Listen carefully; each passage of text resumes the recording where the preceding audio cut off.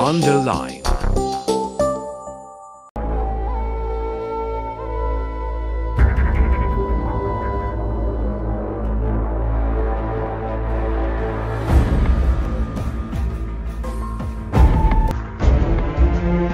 Ketokohan dan peran Soekarno dalam peristiwa proklamasi kemerdekaan Indonesia pada tanggal 17 Agustus 1945 telah menjadi fakta sejarah yang nyaris tidak bisa dibantah. Sebab, terlepas dari kompleksitas sejarah yang melingkupinya, peristiwa bersejarah ini bisa terjadi karena Soekarno dan Muhammad Hatta dengan penuh keberanian mendeklarasikan kemerdekaan Indonesia, mewakili suara jutaan rakyat Indonesia saat itu. Bagi Soekarno, peristiwa proklamasi kemerdekaan Indonesia menjadi salah satu puncak perjuangannya untuk memerdekakan bangsa Indonesia, sebuah perjuangan panjang yang dilakukan Soekarno sejak ia masih berusia muda.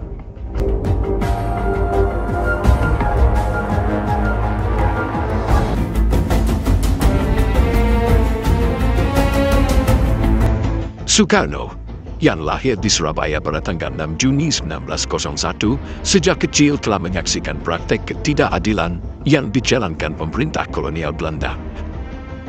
Pengalaman masa kecil ini membuatnya sangat membenci penjajahan, hal yang di kemudian hari mendorongnya menjadi aktivis pejuang kemerdekaan. Saat meneruskan pendidikannya di HBS Surabaya dan tinggal indekos di rumah pemimpin syarikat Islam, HOS Cokroaminoto, semangat cinta tanah air atau nasionalisme Soekarno mulai terbentuk.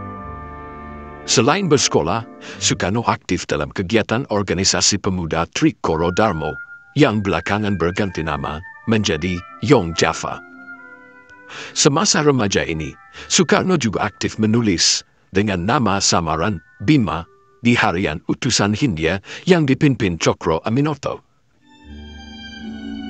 Selama tinggal di rumah Cokroaminoto, Soekarno bukan hanya berkesempatan bertemu dengan para tokoh tarekat Islam seperti Alimin, Muso, Dasono, Haji Agus Salim, dan lain-lain, namun juga berkesempatan menimba banyak ilmu dari Cokroaminoto lewat interaksinya dengan Cokroaminoto dan berbagai buku yang dibacanya. Soekarno mudah memahami arti nasionalisme. Pada tahun 1921, setamat dari HBS Surabaya, Soekarno muda memutuskan pergi ke Bandung untuk melanjutkan studi di Technische Hogeschool, yang kini dikenal sebagai Institut Teknologi Bandung.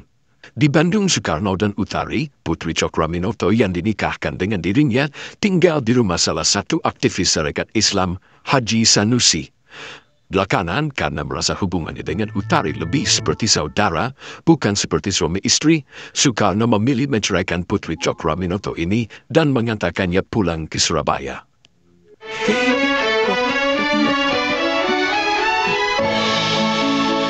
Selama tinggal di Bandung, Soekarno sering berinteraksi dengan banyak aktivis pergerakan, di antaranya dengan trio aktivis radikal pendiri Indonesia Party, yakni Suwardi Suryaningrat, Cipto Mangunkusumo, dan Tawas Teken. Pada masa ini, semangat intelektual dan perhatian Soekarno pada aktivitas politik untuk melawan penjajahan mendapatkan bentuk yang lebih konkret. Soekarno, yang kala itu sudah menikah dengan Inggit Garnasih, kian bersemangat menceburkan diri dalam dunia pergerakan untuk memperjuangkan kemerdekaan Indonesia. Dalam rapat terbuka di sebuah lapangan di Bandung pada tahun 1922 misalnya, Soekarno mengejutkan banyak orang dengan orasinya yang terang-terangan berani menentang pemerintah kolonial. Selain aktif dalam dunia pergerakan, pada tahun-tahun masa kuliahnya di THS Bandung, Soekarno juga mulai merumuskan pemikirannya terkait sejumlah hal yang menjadi perhatiannya. Pada masa ini, Soekarno misalnya memperkenalkan konsep Marhainisme, yang dia sebut sebagai sosialisme Indonesia dalam praktek. Pada tahun 1926, Soekarno mendirikan klub studi umum di Bandung yang belakangan berubah menjadi gerakan politik radikal. Menyusul aktivitas politiknya ini, nama Soekarno kian dikenal luas. Terlebih setelah tahun 1927, Ia menulis rangkaian artikel berjudul Nasionalisme, Islam, dan Marxisme dalam penerbitan yang dikelola klub studi yang ia dirikan. Dalam tulisannya ini, Soekarno yang menganggap dirinya sebagai seorang kiri yang bukan komunis, mendesakkan pentingnya sebuah persatuan nasional, sebuah front bersama kaum nasionalis, Islamis, dan Marxis dalam perlawanan non-koperasi terhadap Belanda. Pasca terjadi pemberontakan Partai Komunis Indonesia atau PKI pada tahun 1926, pemerintah kolonial Belanda bersikap represif terhadap kelompok-kelompok nasionalis. Saat itu, sekitar 4.500 orang dipenjara dan lebih dari 1.300 orang dibuang ke Bovendigul, Papua.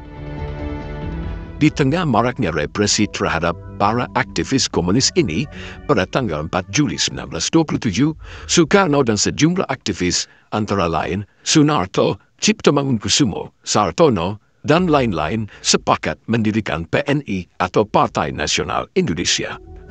Pendirian PNI dimaksudkan untuk terus menyebarluaskan gagasan nasionalisme dan menggerakkan perjuangan menuntut kemerdekaan.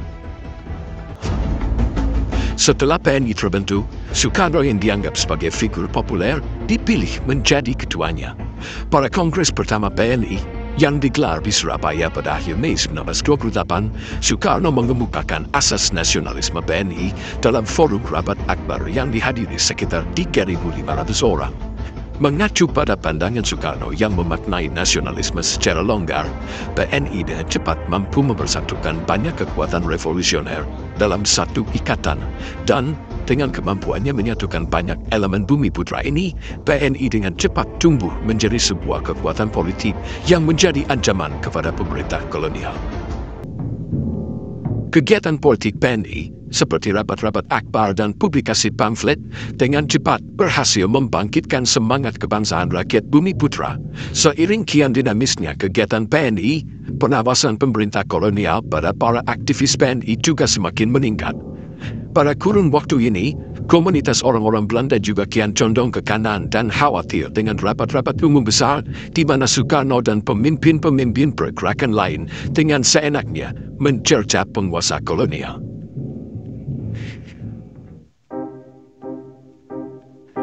Ketegangan yang terjadi sejak berdirinya PNI akhirnya berujung pada penangkapan para pemimpin PNI. Pada tanggal 29 Desember 1929, Soekarno ditangkap di Yogyakarta usai menghadiri sebuah rapat umum. Selama menunggu proses peradilan, Soekarno ditahan di penjara Bancai, Bandung. Selain Soekarno, sepanjang akhir Desember 1929, sebanyak 180 pimpinan PNI di berbagai daerah juga ditangkap aparat keamanan pemerintah kolonial Belanda. Penangkapan Soekarno berakhir tahun 1929 dan proses peradilan terhadapnya menarik perhatian banyak pihak. Sebagai pemimpin PNI, sekaligus tokoh terdepan dalam perlawanan non-koperasi terhadap pemerintah kolonial, Soekarno memanfaatkan forum pengadilan terhadap dirinya untuk menyampaikan pandangannya terkait masa depan Indonesia. Di hadapan pengadilan kolonial atau Landrat, Bandung, Soekarno menyampaikan pidato pledoi terkenalnya yang diberi judul Indonesia Menggugat. Atas aktivitas politik yang menentang pemerintahan kolonial, Soekarno divonis pengadilan Hindia Belanda dengan hukuman 4 tahun penjara. Setelah vonis dijatuhkan, Soekarno dijebloskan di penjara Sukamiskin, Bandung. Vonis hukuman penjara 4 tahun yang diterima Soekarno belakangan mengundang banyak kritik, hingga kemudian diperingan menjadi 1 tahun penjara. Pemenjaraan Soekarno berpengaruh besar terhadap dinamika di tubuh PNI. Tanpa kepemimpinan Soekarno, kekuatan PNI sebagai poros gerakan politik perlahan melemah, hingga kemudian dibubarkan sendiri oleh anggotanya. Sekeluar dari penjara, Soekarno sempat mencoba membangun kembali kekuatan politik. Namun, upaya ini tidak berhasil karena banyak aktivis PNI telah terpecah dalam beberapa organisasi pergerakan baru seperti PNI Baru yang dimotori Muhammad Hatta dan Partindo. Pada masa ini, Soekarno yang memilih bergabung dengan Partindo sempat terlibat polemik dengan Bu Hatta mengenai pilihan cara yang semestinya dipilih para aktivis pergerakan untuk memperjuangkan kemerdekaan. Meski belum lama keluar dari penjara, sepanjang tahun 1930-an, Soekarno kembali aktif menyuarakan penentangan terhadap pemerintah kolonial. Untuk meredam pengaruhnya terhadap rakyat, pada tahun 1934, pemerintah Hindia Belanda akhirnya mengasingkan Soekarno ke Pulau Ende, Flores. Pembuangan ke Ende tidak membuat Soekarno hancur. Di pulau terpencil ini, Soekarno justru memiliki banyak waktu untuk merenung dan belajar Islam. Di Pulau Ende ini pula, Soekarno menghasilkan butir-butir perenungan yang kelak diadopsi menjadi butir-butir Pancasila. Pada tahun 1938, pemerintah kolonial memindahkan tempat pengasingan Soekarno ke Bengkulu. Di kota ini, Bung Karno aktif dalam pergerakan Muhammadiyah dan menjadi guru di sekolah yang didirikan organisasi massa keagamaan tersebut. Soekarno juga terlibat polemik terkait pemikiran Islam dengan sejumlah pemikir keislaman. Kala menjalani masa pembuangan di Bengkulu ini pula, Soekarno mengenal Siti Fatimah yang lebih sering dipanggil Soekarno dengan nama Fatmawati. Fatmawati yang merupakan putri seorang tokoh Muhammadiyah setempat, di kemudian hari menikah dengan Soekarno dan menjadi ibu negara setelah Indonesia merdeka. Pada bulan Juli 1942 atau sekitar 4 bulan setelah pemerintah Hindia Belanda takluk tanpa syarat kepada militer Jepang, Soekarno dipulangkan pemerintah pendudukan militer Jepang ke Jakarta. Pemerintah militer Jepang menganggap karisma dan kepemimpinan Soekarno dan beberapa tokoh pergerakan kebangsaan lainnya bisa mereka gunakan untuk mendukung pendudukan Jepang atas wilayah Nusantara. Pada awal masa penjajahan Jepang, pemerintah militer Dai Nippon sempat tidak memperhatikan tokoh-tokoh pergerakan Indonesia. Namun karena berbagai kampanye Dai Nippon seperti pembentukan gerakan 3A dengan tokoh Shimizu dan Mr. Shamsuddin kurang populer, pandangan penguasa militer Jepang terhadap para aktivis pergerakan kemerdekaan seperti Soekarno, Hatta, dan lain-lain berubah.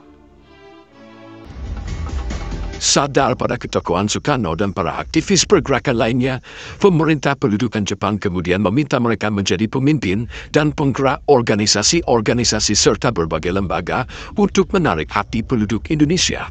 Soekarno sendiri bersama Hatta, Ki Hajar Dewantoro, dan Mas Mansur sempat menjadi penggerak Pusat Tenaga Rakyat atau PUTRA. Saat Jepang mulai kalah dalam banyak front pertempuran di medan Perang Dunia Kedua, Bung Karno dan sejumlah tokoh lain dipercaya pemerintah militer Jepang untuk membentuk BPUPKI atau Badan Penyelidik Usaha-Usaha Persiapan Kemerdekaan Indonesia. Pada tanggal 7 Agustus 1945, sebagai ganti BPUPKI yang dibubarkan, pemerintah militer Jepang juga membentuk Panitia Persiapan Kemerdekaan Indonesia atau disingkat PPKI yang diketuai Soekarno. Dalam lembaga BPUPKI dan PPKI ini, Soekarno dan para tokoh pergerakan kemerdekaan Indonesia lain aktif mendiskusikan dan merumuskan berbagai hal yang dibutuhkan untuk mempersiapkan kemerdekaan dan mendirikan negara. Di antaranya, mempersiapkan Undang-Undang Dasar dan dasar-dasar atau pandangan filosofis bagi negara yang hendak didirikan setelah merdeka. Terkait perumusan dasar-dasar atau pandangan filosofis kenegaraan ini, pada tanggal 1 Juni 1945, Soekarno dalam sebuah sidang BPUPKI mengusulkan poin-poin dasar pendirian negara Republik Indonesia yang kini disebut sebagai Pancasila. Tatkala berita menyerah dan Jepang terhadap sekutu didengar beberapa kalangan di Indonesia, sejumlah pihak mendesak Soekarno dan Hatta segera memproklamirkan kemerdekaan Indonesia. Untuk terus mendesak Soekarno dan Hatta, sekelompok pemuda bahkan membawa Soekarno dan Hatta ke Rengas Dengklok, Karawang pada tanggal 16 Agustus 1945.